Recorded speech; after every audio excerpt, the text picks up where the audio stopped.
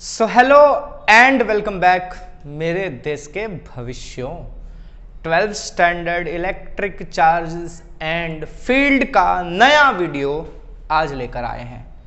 आज डिस्कस करने वाले हैं इलेक्ट्रिक डाइपोल का बिहेवियर एक्सटर्नल इलेक्ट्रिक फील्ड में कैसा होता है। अच्छा, इसके पहले के जितने भी वीडियोस थे, इसके लास्ट दो वीडियोस हमारे बेसिकली डाइपोल पर ही बेस्ड थे, राइट। हमने डाइपोल की वजह से इलेक्ट्रिक फील्ड जो बनता है, ठीक है, वो इलेक्ट्रिक फील्ड कैलकुलेट किया था कि एक डाइपोल अपने एक्सिस पर किसी पॉइंट पे कितना वैल्यू का इलेक्ट्रिक फील्ड बनाता है और एक डाइपोल अपने इक्वेटर पर लाई करते हुए किसी पॉइंट पर कितना इलेक्ट्रिक फील्ड बनाता है। ये फॉर्मूलाज हमने लास्ट वीडियोस में डिराइव किए हैं, राइट। आज का वीडियो थोड़ा सा अलग है। इसमें एक एक्सटर्नल इलेक्ट्रिक फील्ड है, डाइपोल की इलेक्ट्रिक फील्ड नहीं, कोई दूसरे चार्ज सेटअप की वजह से इलेक्ट्रिक फील्ड बना हुआ है। अगर आप उस एक्सटर्नल इलेक्ट्रिक फील्ड में, नाम देखो एक्सटर्नल इलेक्ट्रिक फील्ड मतलब डाइपोल का नहीं, बाहर से एक इलेक्ट्रिक फील्ड बना हुआ है, उस इलेक्ट्रिक फील्ड में अगर आप डाइपोल को लेकर जाते हो तो डाइपोल किस तरह से बिहेव करेगा, ये आज स्टडी करना है, बराबर है। अब इसमें भी देखो, ये एक्सटर्नल इलेक्ट्रिक फील्ड जो है ये हमारे दो टाइप की आएंगी। एक आएगा यूनिफॉर्म इलेक्ट्रिक फील्ड, है ना, और दूसरा हमारा नॉन यूनिफॉर्म इलेक्ट्रिक फील्ड। तो ये डिस्कस करेंगे कि यूनिफॉर्म इलेक्ट्रिक फील्ड में जब रखेंगे डाइपोल को तो डाइपोल कैसे बिहेव करेगा, और ये भी डिस्कस करना है कि जब नॉन यूनिफॉर्म इलेक्ट्रिक फील्ड में रखा जाए तब डाइपोल कैसा बिहेव करता है। तो पहले अपन बात कर लेते हैं यूनिफॉर्म इलेक्ट्रिक फील्ड की। यूनिफॉर्म इलेक्ट्रिक फील्ड मतलब क्या, अब तक तो सबको पता ही चल गया होगा, बहुत कुछ डिस्कस कर लिया हमने इलेक्ट्रिक फील्ड के बारे में। यूनिफॉर्म इलेक्ट्रिक फील्ड मतलब किसी रीजन में, जैसे कि ये एक रीजन है, इस रीजन में अगर इलेक्ट्रिक फील्ड है तो हर जगह, इस रीजन में हर पॉइंट पर, हर जगह पर इलेक्ट्रिक फील्ड की वैल्यू सेम है, यानी कि कांस्टेंट है, ठीक है। इस पूरे रीजन में अगर इलेक्ट्रिक फील्ड की वैल्यू हर जगह पर इक्वल है तो हम कहेंगे कि इस रीजन में जो इलेक्ट्रिक फील्ड है वो यूनिफॉर्म इलेक्ट्रिक फील्ड है, बराबर है। और अगर इस रीजन में अलग अलग पॉइंट्स पर इलेक्ट्रिक फील्ड की वैल्यू अलग अलग मिलती है मुझे, तो मैं कहूंगा कि यहाँ जो इलेक्ट्रिक फील्ड सेटअप हुई है वो इलेक्ट्रिक फील्ड नॉन यूनिफॉर्म है। क्लियर है। तो हम बात करते हैं किसकी, यूनिफॉर्म इलेक्ट्रिक फील्ड का। तो dipole in uniform electric field. चलो तो पहले अपन, अच्छा, डाइपोल कंसीडर करना है। कैसा dipole, consider a permanent dipole. अच्छा, ये परमानेंट डाइपोल का मतलब क्या है, परमानेंट डाइपोल का मतलब क्या है, परमानेंट डाइपोल मतलब the dipole arrangement already existing without the effect of external electric field। इसका मतलब क्या हुआ, देखो हमने ना पीछे ये भी डिस्कस किया है प्रीवियस वीडियोस में कि देखो जो नॉन पोलर मॉलिक्यूल्स होते हैं, ठीक है, जिनके सेंटर पॉजिटिव और नेगेटिव चार्जेस के सेंटर कोइंसाइड करते हैं, अगर तुम इनको इलेक्ट्रिक फील्ड में ले जाओ, है ना, तो इनके पॉजिटिव और नेगेटिव चार्जेस अलग अलग हो जाते हैं, है ना। तो ये पॉजिटिव और नेगेटिव चार्जेस अब सेपरेट हो जाएंगे कुछ डिस्टेंस से, तो ये एक डाइपोल बन जाता है ना। तो ये भी तो एक डाइपोल हुआ, ठीक है। लेकिन ये जो डाइपोल बना वो कैसे बना, जब आप एक नॉन पोलर मॉलिक्यूल को इलेक्ट्रिक फील्ड में ले गए, ठीक है, तो इलेक्ट्रिक फील्ड ने इसको डाइपोल बना दिया, चार्जेस को अलग करके डाइपोल बना दिया, राइट। तो वैसे डाइपोल की हम बात नहीं करने जा रहे हैं यहाँ, जो हम डिस्कस करेंगे, हम यहाँ क्या डिस्कस करने वाले हैं, जो पहले से ही डाइपोल है, ठीक है, पॉजिटिव और नेगेटिव चार्जेस पहले से ही सेपरेटेड है, यानी समझ लो कि पोलर मॉलिक्यूल्स की हम बात कर रहे हैं, ठीक है। अच्छा, तो इस तरह का एक डाइपोल आपको कंसिडर करना है, क्लियर है, ये ध्यान रखना आपको। अच्छा, इसके बाद क्या करेंगे हम, इसके लिए डायग्राम बनाना पड़ेगा हमको, तो डायग्राम बना ले। तो देखो ये हमारा एक्सटर्नल इलेक्ट्रिक फील्ड है, ये एक इलेक्ट्रिक फील्ड है यहाँ पर सेटअप किया हुआ, यूनिफॉर्म है, इसलिए देखो इक्वली सेपरेटेड लाइन से दिखा रहा हूँ मैं, बराबर है। अब मेरा एक डाइपोल, ये माइनस क्यू चार्ज ये प्लस क्यू चार्ज, इनके बीच में जो सेपरेशन है वो 2a है, ठीक है। ये मेरा डाइपोल है। तो ये इलेक्ट्रिक फील्ड और ये डाइपोल। अच्छा, इलेक्ट्रिक फील्ड का डायरेक्शन कैसा है, देखो इस तरफ से इस तरफ, है ना, क्लियर है ना, ये डायरेक्शन एरोस दिखा रहे हैं, ठीक है। इलेक्ट्रिक फील्ड यहाँ से इस तरफ जा रही है। तो इलेक्ट्रिक फील्ड नॉर्मली कहाँ से जाती है, पॉजिटिव से नेगेटिव चार्ज की तरफ जाती है।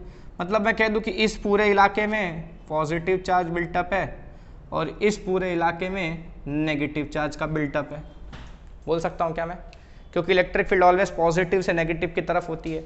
तो सारी जो रेज है मेरी ऐसे जा रही है ना, मतलब इस पूरे रीजन में इस तरफ इलेक्ट्रिक फील्ड सॉरी इस तरफ पॉजिटिव चार्ज रीजन है, यहाँ जो भी तरह का चार्ज होगा वो पूरा पॉजिटिव होगा, राइट। और यहाँ पर जो भी चार्जेस हैं आपके वो सारे नेगेटिव होंगे, इसीलिए इलेक्ट्रिक फील्ड यहाँ से यहाँ जा रही है। अच्छा, तो ये हमारा एक्सटर्नल इलेक्ट्रिक फील्ड और ये हमारा परमानेंट डाइपोल।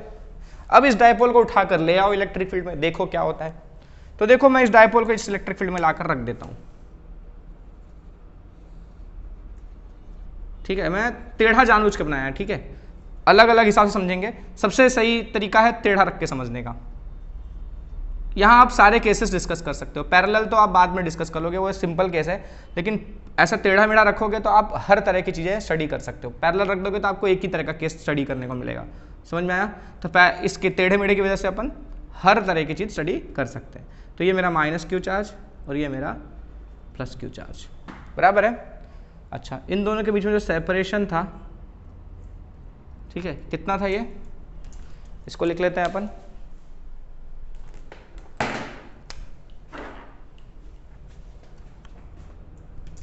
ये है मेरा 2a, क्लियर है। अब बात करते हैं इलेक्ट्रिक फील्ड का डायरेक्शन इस तरफ है। अच्छा, अब मुझे बताओ डाइपोल मोमेंट का डायरेक्शन किस तरफ होगा। डाइपोल मोमेंट हमेशा नेगेटिव से पॉजिटिव की तरफ होता है ना, यानी पी वेक्टर आपका इस तरफ से इस तरफ होगा, है ना। तो इस केस में भी आपका पी वेक्टर किधर होगा, पी वेक्टर का डायरेक्शन क्या होगा, ये वाला होगा क्या, ऐसा, है ना। तो पी वेक्टर का डायरेक्शन आपका इस तरफ होगा, क्लियर है, पक्का। अच्छा, इस पे लिख देता हूं मैं डाइपोल मोमेंट का डायरेक्शन इस तरफ, ठीक है। और ये मेरा पी वेक्टर से दिखा दिया मैंने डाइपोल मोमेंट, क्लियर है। अच्छा, आपका इलेक्ट्रिक फील्ड है इस तरफ और आपका डाइपोल मोमेंट है ऐसे इस तरफ जा रहा है ना, कुछ ऐसा।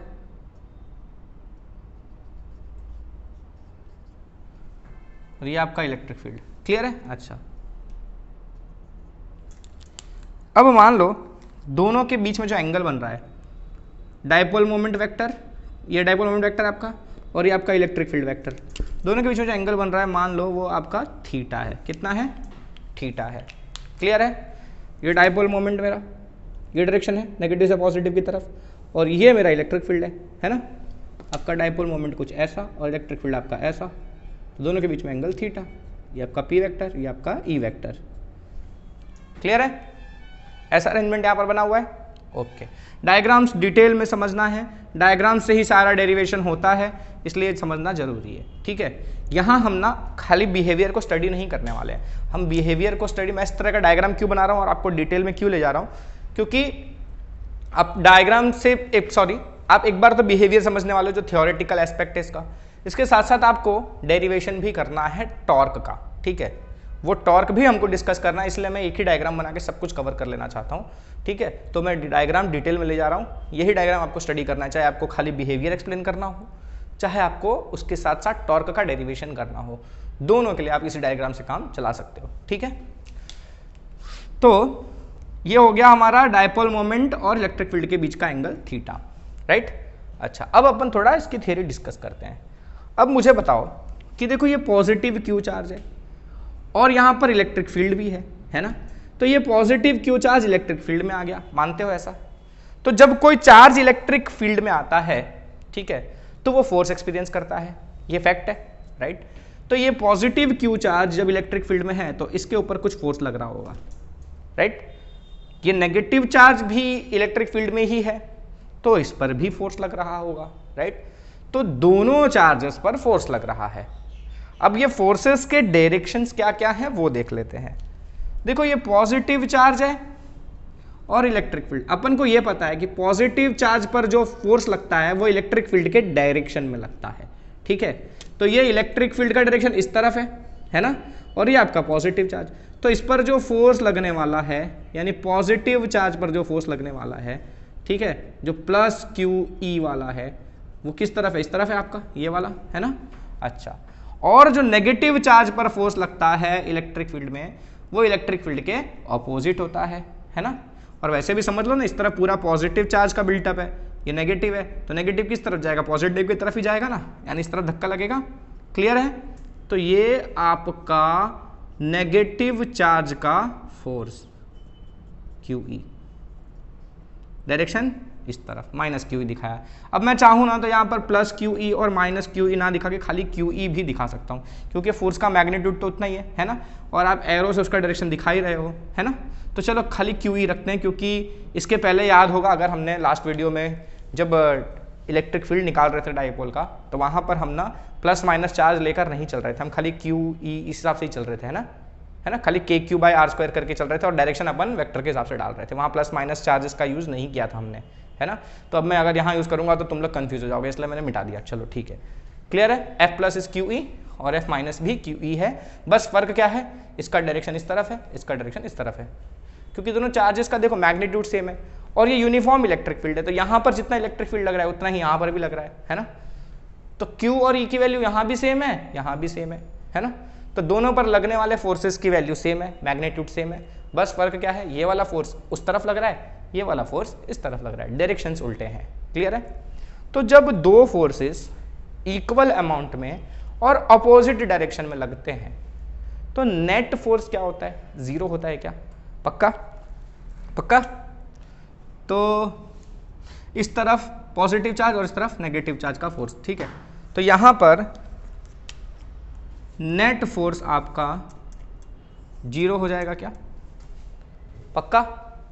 चलो, अगर आपने अभी तो मैंने डायरेक्शन कुछ दिखाया नहीं, मैंने ऐसा नहीं दिखा, यहां पर अगर आप चाहो तो इस तरफ x डायरेक्शन दिखा दो, तो ये आपका पॉजिटिव x डायरेक्शन में है, ये आपका नेगेटिव x डायरेक्शन में है, आप वैसे भी कर सकते हो, ठीक है। पर मैं नहीं चाहता कि मैं यहाँ पर वेक्टर इंट्रोड्यूस कर दूं IJK के टर्म्स में, कुछ बच्चों को तकलीफ होती है, कुछ बच्चों को तो मजा आएगा। देखो, अगर वेक्टर के साथ जाते हो तो आप काफी डिटेल कवर कर रहे हो, आप कॉन्सेप्ट क्लियर कर रहे हो, ठीक है। लेकिन अगर समझना है सिंपल तौर पर, तो चलो थोड़ी देर के लिए हम वेक्टर यूज नहीं कर रहे हैं, ठीक है। अपने को इतना सिंपल समझ में आ रहा है ना, एक फोर्स इस तरफ है, एक फोर्स इस तरफ है, दोनों फोर्सेस अपोजिट डायरेक्शन में है, दोनों सेम वैल्यू के हैं, इसलिए नेट फोर्स 0 हो गया। बिकॉज, रीजन लिख लो, because both forces are equal in magnitude and opposite in direction. Clear है? नेट फोर्स आपका 0 हो गया। ओके, अब नेट फोर्स, चलो ये वेक्टर फॉर्म में लिख देते हैं, वेक्टर लगाना है लगाओ, नहीं लगाओ कोई बात नहीं है, एक ही चीज़ है, यहाँ चल जाएगा, हर जगह नहीं चलता, यहाँ चल जाएगा। तो नेट फोर्स आपका 0 हो गया। इसका मतलब क्या हुआ पता है? कि आपका डायपोल ऐसा है ना, तो ये ना उस तरफ जाएगा और ना इस तरफ आएगा, ये यहाँ का यहाँ ही रहेगा, ठीक है। ये ना उधर जाएगा ना इधर जाएगा, ठीक है। तो नेट फोर्स 0 है, इसलिए यहां पर therefore no translational motion will occur, ठीक है। यहां कोई ट्रांसलेशनल मोशन नहीं होगा। ट्रांसलेशनल मोशन समझते हैं ना, सीधा सीधा ऐसा मोशन, ठीक है। तो ना ये उधर जाएगा ना ये इधर आएगा, क्योंकि नेट फोर्स 0 है, ठीक है। अब देखो, नेट फोर्स 0 होने का मतलब ये नहीं है कि वो मोशन नहीं कर सकता, हो सकता है, क्यों कर सकता है, अगर वो पहले से मोशन कर रहा था तो करेगा, ठीक है। लेकिन हमने तो इसको उठाकर रेस्ट पर रखा था ना, हमने लाया रेस्ट पर रख दिया, इलेक्ट्रिक फील्ड लगा दी, तो ये मोशन नहीं करेगा, क्योंकि नेट फोर्स कितना है? 0 है। क्लियर है? फिलहाल हिसाब समझो कि इस पर नेट फोर्स 0 है, तो ये मोशन नहीं करेगा, ठीक है। ट्रांसलेशनल मोशन नहीं करने वाला है, ठीक है, क्योंकि डायपोल हमने पहले से ही रेस्ट पर लिया था। क्लियर है? अच्छा, इतना क्लियर है? अच्छा, अब अगर नेट ट्रांसलेशनल मोशन 0 है, इसका ट्रांसलेशनल मोशन नहीं कर रहा है, अब बात करते हैं अपन कि क्या ये रोटेशनल मोशन करेगा। हमने 2 तरह के मोशन पढ़े थे 11th में, ट्रांसलेशनल भी पढ़ा था, रोटेशनल भी पढ़ा था, है ना। ऑसिलेटरी भी था, वो सब ठीक है, लेकिन रोटेशनल जो था उसके हिसाब से अगर मैं डिस्कशन करूं तो तुम मुझे बताओ, क्या ये रोटेशनल मोशन करेगा? क्या लगता है? रोटेशनल मोशन के लिए क्या चाहिए हमको? टॉर्क चाहिए, तो यहाँ पर क्या टॉर्क प्रोड्यूस हो रहा है, देखो खुद देखो, ये जो दोनों फोर्सेस हैं, ठीक है, पॉजिटिव वाला फोर्स इस तरफ, नेगेटिव वाला फोर्स इस तरफ, दोनों का वैल्यू सेम है, ठीक है, दोनों अपोजिट डायरेक्शन में है, नेट फोर्स तो जीरो हो गया। लेकिन अगर समझो दोनों फोर्सेस का लाइन ऑफ एक्शन, ठीक है, दोनों फोर्सेस का लाइन ऑफ एक्शन, इस फोर्स का लाइन ऑफ एक्शन ये है हमारा, राइट, ये वाला, राइट, और इस वाले फोर्स का लाइन ऑफ एक्शन हमारा ये है पूरा, ठीक है, ये फोर्स इस पूरी लाइन में एक्ट कर रहा है यहां से ऐसे, और ये वाला फोर्स पूरा इस लाइन में एक्शन कर रहा है, ठीक है, तो इनको हम लाइन ऑफ एक्शन कहते हैं फोर्स का, है ना। और जो दोनों लाइन ऑफ एक्शन अगर कोइंसाइड नहीं करते हैं, ठीक है, देखो अगर ये फोर्स इस तरफ है और ये फोर्स इस तरफ है, दोनों का लाइन ऑफ एक्शन सेम है, एक ही लाइन पे आ रहे हैं दोनों फोर्सेस, ठीक है, एक फोर्स पॉजिटिव एक फोर्स नेगेटिव, ऐसे दिखा लेते हैं अपन, ठीक है। तो इस तरफ ये फोर्स लग रहा है, इस तरफ फोर्स लग रहा है, लेकिन दोनों का जो लाइन है सेम ही लाइन पर दोनों लाई कर रहे हैं, तो हम ऐसा कहेंगे कि दोनों फोर्स का लाइन ऑफ एक्शन सेम है। इस केस में देखो जो दोनों की लाइन है दोनों एक दूसरे से अलग अलग है, यानी लाइन ऑफ एक्शन सेम नहीं है। तो इस केस में जब लाइन ऑफ एक्शन सेम होता है तब जो होता है टॉर्क जीरो होता है, ठीक है, लेकिन अगर लाइन ऑफ एक्शन सेम नहीं है तो टॉर्क जीरो नहीं होगा, यानी यहां पर टॉर्क लगेगा, ठीक है। तो वो लिखता हूं मैं अब,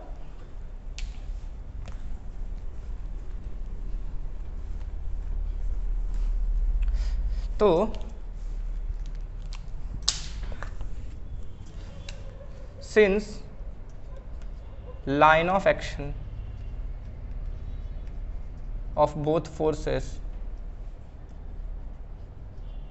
is not same, there will be a net torque acting on the dipole, ठीक है, क्योंकि यहां पर दोनों फोर्सेस का लाइन ऑफ एक्शन अलग अलग है, इसलिए यहां पर इस पर टॉर्क लगेगा। कैसे, देखो ये मान लो मेरा एक डाइपोल है, इधर मेरा पॉजिटिव चार्ज, इधर मेरा नेगेटिव चार्ज, इस पॉजिटिव चार्ज पर फोर्स उस तरफ लग रहा है, ऐसे धक्का मार रहा है उसको वो, है ना, और ये नेगेटिव वाला चार्ज है, ये इस तरफ धक्का मार रहा है, ठीक है ना, दोनों अपोजिट डायरेक्शन में, ये नेगेटिव इधर धक्का मार रहा है, पॉजिटिव इधर धक्का मार रहा है, तो ये इसको घुमाएंगे नहीं, घुमाएंगे ना, पॉजिटिव इधर धक्का मार रहा है, नेगेटिव इधर धक्का मार रहा है, तो दोनों मिलकर इसको ऐसे घुमाएंगे, क्लियर है। तो जब घुमाएंगे मतलब रोटेशनल मोशन क्रिएट करेंगे, यानी कि टॉर्क लग रहा है यहाँ पर, क्लियर है। तो वही मैंने लिखा है कि क्योंकि दोनों का लाइन ऑफ एक्शन अलग अलग है, इसलिए यहाँ पर एक टॉर्क जनरेट होगा, बराबर है। और वो टॉर्क हमको कैसे मिलता है, ठीक है, टॉर्क हमको मिलता है कैसे, टाउ से ही रिप्रेजेंट करते हैं ना, फोर्स, ठीक है, into perpendicular distance between line of action of forces,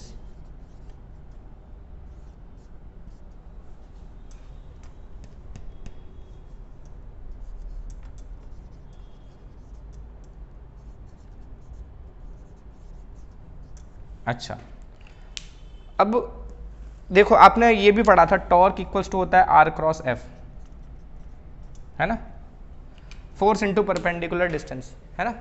तो कहीं पर भी फोर्स लग रहा है, जिस पॉइंट से आपको, जिस पॉइंट के अबाउट में टॉर्क निकालना है वहां से उसका परपेंडिकुलर डिस्टेंस निकाल लो, पॉइंट से फोर्स का परपेंडिकुलर डिस्टेंस निकालो, वो लगा दो। या अगर आपको याद है तो डिस्टेंस जो लेना है ले लो, फोर्स का जो परपेंडिकुलर कंपोनेंट है उसके वो ले लो। ऐसा हमने 11th में किया था, ठीक है, जिसने नहीं किया था उसके लिए तकलीफ है। और छोड़ दो, इतना मत सोचो, अगर नहीं भी किया था, नहीं भी याद आ रहा है तो इतना ध्यान रखो कि टॉर्क क्या होता है, जो दो फोर्सेस हैं उसमें से कोई एक फोर्स लेना है आपको, ठीक है। दोनों फोर्सेस का नेट तो जीरो हो जाएगा, राइट, तो उस हिसाब से मैग्नीट्यूड ऑफ नेट फोर्स तो जीरो हो जाएगा, राइट। मैंने क्या लिखा है, मैग्नीट्यूड ऑफ फोर्स, तो एनी वन फोर्स लिख दो, एनी वन फोर्स, तो ज़्यादा अच्छे से समझ में आ जाएगा, कन्फ्यूजन नहीं हो गया, ठीक है। दोनों का मैग्नीट्यूड सेम ही है, तो एक ही का उनको लेने का है, दोनों को नहीं लेना है। तो एक फोर्स का मैग्नीट्यूड, ठीक है, मल्टीप्लाई बाय इनके जो लाइन ऑफ एक्शन है उनके बीच का परपेंडिकुलर डिस्टेंस, ये वाला डिस्टेंस नहीं, ठीक है, ये वाला डिस्टेंस नहीं लेंगे हम क्या लेंगे, परपेंडिकुलर डिस्टेंस लेंगे, यानी कि ये वाला, ठीक है, ये डिस्टेंस आपको चाहिए। तो आप क्या करोगे, कोई भी एक फोर्स, यानी कि फोर्स क्या लग रहा है यहाँ पर, Q इंटू ई, इसमें आपको क्या करना है, ये परपेंडिकुलर वाला डिस्टेंस मल्टीप्लाई कर देना है, आपको टॉर्क मिल जाएगा, ठीक है। क्यों, दो इक्वल और opposite forces separated by a certain distance, क्या कहते हैं हम उनको, कपल कहते हैं, पढ़ा था ना 11th में, कपल कहलाता है। दो इक्वल फोर्सेस हैं, ठीक है, और दोनों का लाइन ऑफ एक्शन अगर सेपरेटेड है, ठीक है, दोनों ऑपोजिट डायरेक्शन में equal opposite forces, equal and opposite forces separated by certain distance is called couple. तो ये कपल ही है, और कपल का टॉर्क अपन को ऐसे ही मिलता है, कोई एक फोर्स का मैग्नीट्यूड मल्टीप्लाई बाय दोनों का जो लाइन ऑफ एक्शन है उसके बीच का परपेंडिकुलर डिस्टेंस, ठीक है। तो मुझे क्या चाहिए, ये वाला परपेंडिकुलर डिस्टेंस चाहिए, ठीक है, ये मैं निकाल लूंगा और उसमें कोई एक फोर्स का मैग्नीट्यूड मल्टीप्लाई कर दूंगा, मिल गया मुझे टॉर्क। क्लियर है? तो अपन टॉर्क की वैल्यू निकालने चलते हैं। तो क्या बोला, कोई एक फोर्स का मैग्नीट्यूड, तो देखो दोनों पे फोर्स कितना लग रहा है, Q इंटू ई ही तो लग रहा है ना, तो मैग्नीट्यूड है हमारा Q इंटू ई। क्लियर है? इसमें आपको मल्टीप्लाई का करना है perpendicular distance between line of action, यानी ये वाला डिस्टेंस आपको चाहिए। अब आप ये कैसे निकालोगे, तो चलो ट्राइंगल का नाम दे देते हैं अपन, नामकरण कर देंगे शायद ज़्यादा आसान हो जाए। नाम दे देते हैं अपन इसको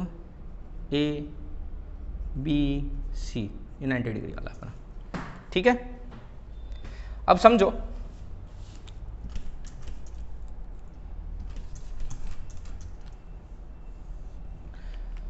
ABC के हिसाब से आपको क्या चाहिए, AB चाहिए, ये रहा आपका थीटा, है ना, आपके पास थीटा है, ये हाइपोटेनियस जो है उसका 2a लेंथ है आपके पास, ऑपोजिट आपको चाहिए, थीटा ऑपोजिट चाहिए, हाइपोटेनियस दिया हुआ है, कौन सा फंक्शन यूज होता है, sine theta. Sine theta is what, opposite by hypotenuse, यही आएगा पक्का। आपको यहाँ साइन ही यूज करना है क्योंकि आपको अपोजिट चाहिए और हाइपोटेनस दिया है, तो उसका रिलेशन देता हुआ साइन ही है एक फंक्शन, है ना। तो ए बी चाहिए ना आपको, तो आपका ए बी कितना हो जाएगा यहाँ से, ए सी साइन थीटा। क्लियर है? आपका ए सी कितना है, 2a है, तो आपका ए बी हो गया 2a साइन थीटा, यानी जो आपका परपेंडिकुलर डिस्टेंस है ये आपका कितना आ गया, 2a साइन थीटा आ गया। ए बी चाहिए था ना, यही परपेंडिकुलर डिस्टेंस है ना, तो 2a साइन थीटा हो गया हमारा।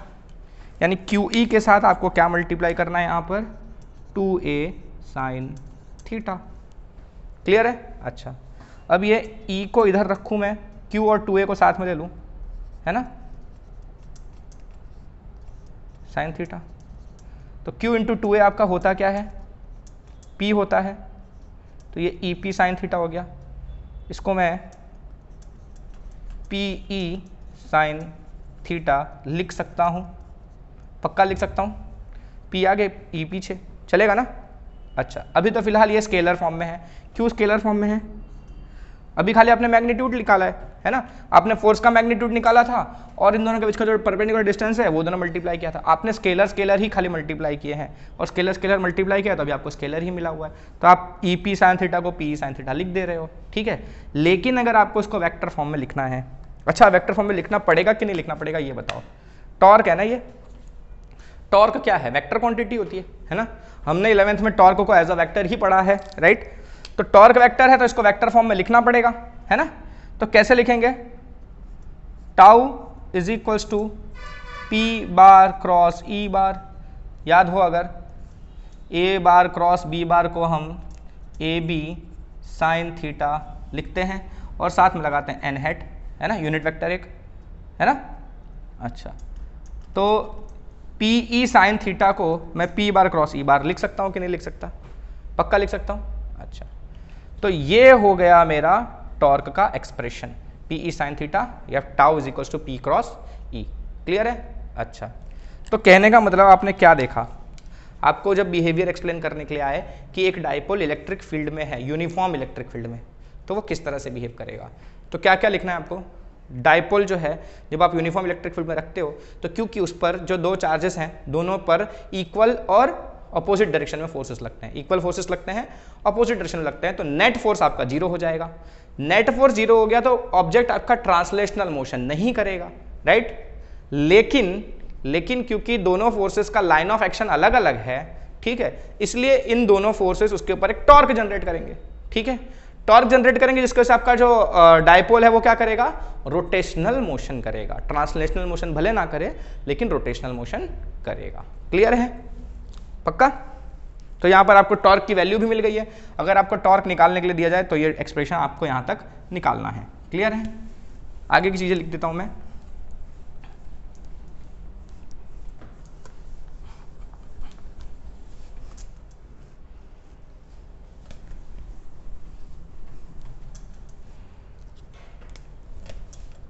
Due to this torque the dipole will perform rotational motion। आपका डायपोल रोटेशनल मोशन करेगा। अच्छा, this torque will try to align the dipole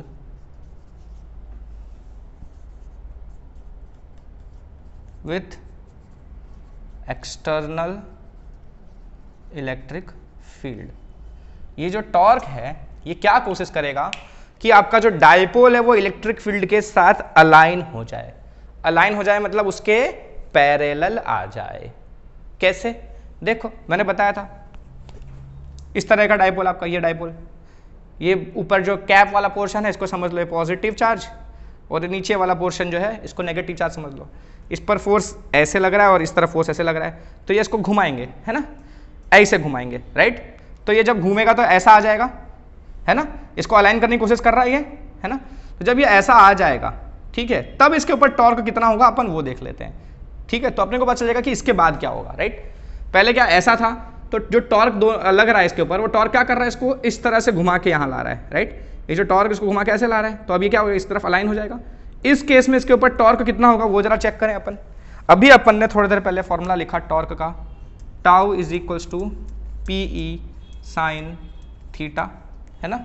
अच्छा, थीटा क्या है आपका, डायपोल मोमेंट और इलेक्ट्रिक फील्ड के बीच का एंगल। जब आपका डायपोल इस तरह से अलाइन हो गया, है ना, तो डायपोल मोमेंट और इलेक्ट्रिक फील्ड के बीच का एंगल कितना होगा, आपका इलेक्ट्रिक फील्ड भी इसी तरफ है और आपका डायपोल भी इसी तरह आके अलाइन हो गया है, तो दोनों के बीच में एंगल कितना होगा, सेम डायरेक्शन में आ गए। तो when dipole is aligned with electric field. अच्छा, डायपोल मोमेंट का भी डायरेक्शन इधर है और इलेक्ट्रिक फील्ड भी इस तरफ है। अलाइन होने का मतलब दो तरह का हो सकता है, या तो आपका डायपोल मोमेंट इलेक्ट्रिक फील्ड के डायरेक्शन में आ जाए, या तो आपका डायपोल मोमेंट इलेक्ट्रिक फील्ड के अपोजिट डायरेक्शन में आ जाए, है ना। दोनों केस में हम कह सकते हैं कि अलाइंड है उसके साथ, है ना। ऐसा भी रह सकता है कि डायपोल मोमेंट का डायरेक्शन इस तरफ हो तो भी वो इलेक्ट्रिक फील्ड के डायरेक्शन में ही है ना, उसके साथ मतलब पैरेलल है, उसके अलाइंड है उसके डायरेक्शन में। और अगर ये ऐसा आ जाए तो भी उसके साथ वो अलाइंड ही है, उसके पैरेलल ही है, ठीक है, लेकिन डायरेक्शन इस बार अपोजिट है। तो जब देखो दोनों ऐसे सेम डायरेक्शन में आते हैं तो हम लिखते हैं क्या है, वो पैरेलल हैं। और जब दो अपोजिट डायरेक्शन में हैं, पैरेलल तो हैं लेकिन डायरेक्शन अपोजिट है, तो हम उसको एंटी पैरेलल कहते हैं। इतना तो पता होगा हमको, है ना। तो डायपोल मोमेंट और इलेक्ट्रिक फील्ड दोनों पैरेलल भी हैं और सेम डायरेक्शन में है, तो हम पैरेलल कहते हैं। और अगर इलेक्ट्रिक फील्ड और डायपोल मोमेंट पैरेलल तो है लेकिन अपोजिट डायरेक्शन में है, तो हम एंटी पैरेलल कहते हैं। इतना क्लियर है। तो अभी आपका जो ये केस डिस्कस कर रहे हो, इसमें आपका डायपोल मोमेंट कैसा है, डायपोल पैरेलल है, ठीक है, पैरेलल। तो जब पैरेलल है तो थीटा आपका कितना है, 0 है। दोनों सेम डायरेक्शन में है ना, थीटा आपका कितना है, 0 है। इलेक्ट्रिक फील्ड भी इधर और डायपोल मोमेंट भी इधर, तो थीटा आपका 0। उस हिसाब से आपका टाउ कितना आएगा, पी ई साइन 0, है ना। और साइन 0 की वैल्यू कितनी होती है, 0 होती है। तो tau is equal to P E sine 0 की वैल्यू 0, तो पी ई इंटू 0 क्या आएगा, 0 आ जाएगा, ठीक है। तो जब डायपोल आपका इलेक्ट्रिक फील्ड के साथ पैरेलली अलाइंड है तो टॉर्क कितना हो जाएगा, 0। मतलब जब ये यहाँ आ जाएगा तो इसके ऊपर टॉर्क 0 हो जाएगा। अब ये फर्दर मूवमेंट नहीं करेगा, ठीक है। अब अगर आपको इसको मूवमेंट करवाना है तो आपको बाहर से वर्क करना पड़ेगा, है ना। तो ऐसा ही होता है कि अगर इस तरह से टेढ़ा मेढ़ा अरेंज है ना आपका डायपोल, तो इलेक्ट्रिक फील्ड क्या करेगा, उसको अलाइन कर देगा अपनी डायरेक्शन में, चल आजा मेरे साथ अलाइन हो जा, ठीक है, तेरे को कोई टेंशन नहीं रहेगा, ठीक है। तो उसके बाद अलाइन हो गया, उसके बाद तो कुछ नहीं करेगा, बस अलाइन होकर रुक जाएगा। क्लियर है। तो टॉर्क हो गया आपका 0, ओके। तो अब ये तो बात हो गई जब पैरेलली अलाइन हो गया, ठीक है। अगर वो एंटी पैरेलल अलाइन हुआ है, ठीक है, ये मिटा देता हूं मैं। अगर वो एंटी पैरेलल अलाइन हुआ है, if dipole is anti parallel to electric field. मतलब आपका इलेक्ट्रिक फील्ड इस डायरेक्शन में और डायपोल इस तरफ है, ठीक है, डायपोल मोमेंट इस तरफ है, तब क्या होगा? एक काम करो, सबका अपन ने डायग्राम बना देते हैं ताकि तुमको ना ये पढ़ना ना पड़े बार बार, है ना। देखो ये यूनिफॉर्म इलेक्ट्रिक फील्ड का डायरेक्शन इस तरफ है हमारा। अच्छा, हमारा डायपोल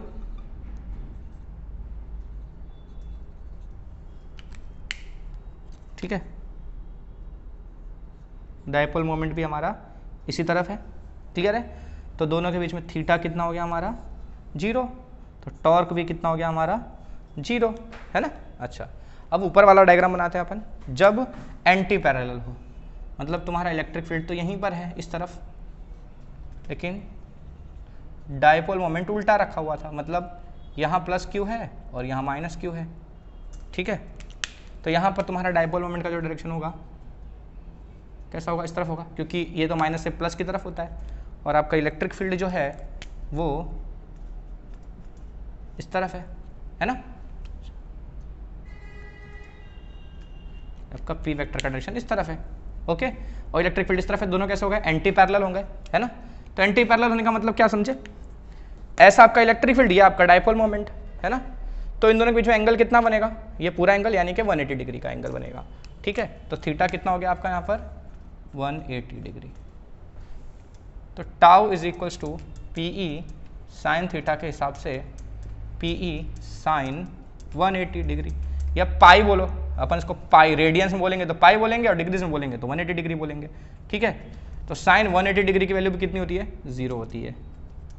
तो P इंटू 0, आपका टॉर्क कितना हो गया? 0। क्लियर है? अच्छा, ये बात हो गई अपने टॉर्क की जब पैरेलल और एंटी पैरेलल थे तब। अब अगर डायपोल परपेंडिकुलर है इलेक्ट्रिक फील्ड के, तब क्या होगा?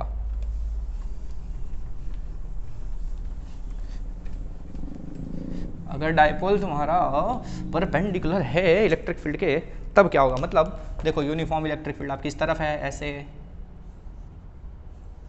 ठीक है, और आपका डायपोल रखा हुआ है कुछ ऐसे, माइनस क्यू प्लस क्यू। तो ये इलेक्ट्रिक फील्ड का डायरेक्शन हमारा इस तरफ,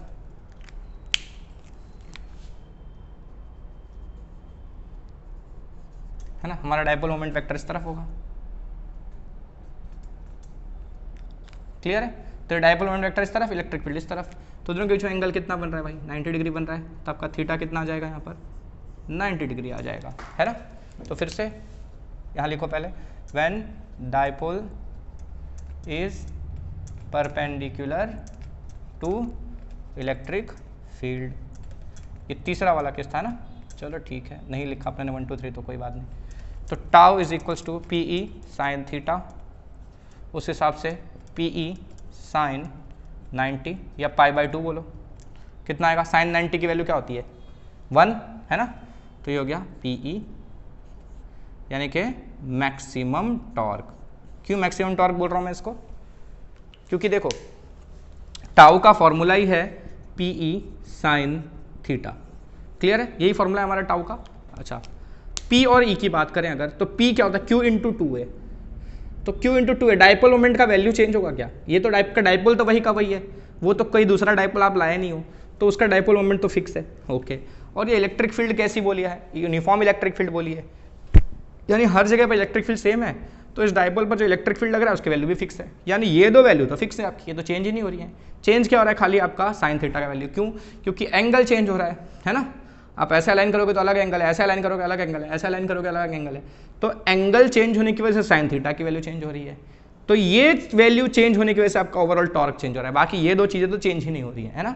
जो भी टॉर्क में चेंज आ रहा है वो इसकी वजह से चेंज आ रहा है ना।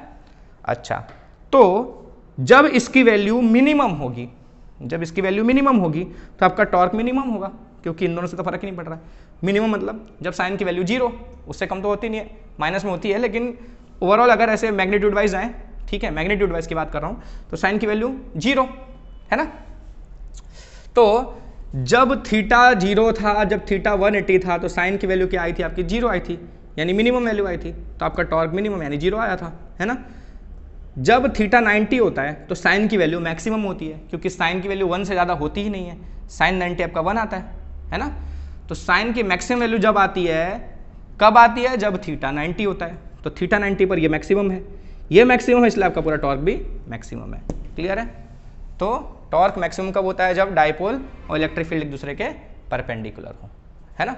जब पैरेलल और एंटी पैरेलल हो तो डाइपोल टॉर्क कितना होता है, 0 होता है। और किसी डायरेक्शन में अलाइंड है तो टॉर्क की वैल्यू 0 से मैक्सिमम के बीच में हो सकती है, ठीक है।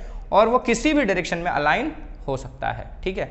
कहाँ जाएगा, वो 0 की तरफ ही जाएगा। ओके, अच्छा, किसी भी डायरेक्शन में नहीं, सॉरी, इलेक्ट्रिक फील्ड डायरेक्शन में अलाइन हो जाएगा, किसी भी डायरेक्शन में मुंह से निकल गया गलती से। ओके, तो this is all about behaviour of an electric dipole in uniform electric field, ठीक है। तो अगले वीडियो में अपन डिस्कस करेंगे behaviour of dipole in non uniform electric field, ठीक है। हालांकि देखो बहुत से लोग ना उसको इसी के साथ निपटा देते हैं, छोटा सा टॉपिक है, पर मैं उसको थोड़ा सा डिटेल में कवर करूंगा, ठीक है, क्योंकि टेक्स्ट बुक में ना कुछ चीज़ें ऐसी लिखी हुई हैं जहाँ पर ये बोला है कि वो स्ट्रॉन्ग इलेक्ट्रिक फील्ड की तरफ जाता है और कब वो वीक रीजन की तरफ अट्रैक्ट होता है, वो चीज़ें ना ढंग से एक्सप्लेन नहीं की गई है, खाली लिख दिया it is evident from the figure. तो उसमें ना कई बच्चों को समझ में नहीं आता है कि ऐसा क्यों होता है, तो वो रटते हैं उसको, ठीक है, कि ऐसा रट लेंगे और अपना काम चल जाएगा। तो क्या होता है कि कई बार होता है कि अपन भूल जाएंगे, क्योंकि अगर अपने को कॉन्सेप्ट वाइज पता नहीं है ना, तो भूलने के चांसेस 90% है। तो वो चीज़ ना हो, इसलिए मैं उसको डिटेल में कॉन्सेप्ट वाइज एक्सप्लेन करना चाहता हूँ, इसलिए मैं उसको इस वीडियो में नहीं कवर करूँगा, उसके लिए एक सेपरेट वीडियो बनाऊंगा। तो उसे समझने के लिए थोड़ा सा वेट करो, ये टॉपिक एकदम अच्छे से क्लियर कर लो, डेरिवेशन कर लो आप, ठीक है, और कुछ छोटे छोटे न्यूमेरिकल्स वगैरह भी इस पर कर सकते हैं।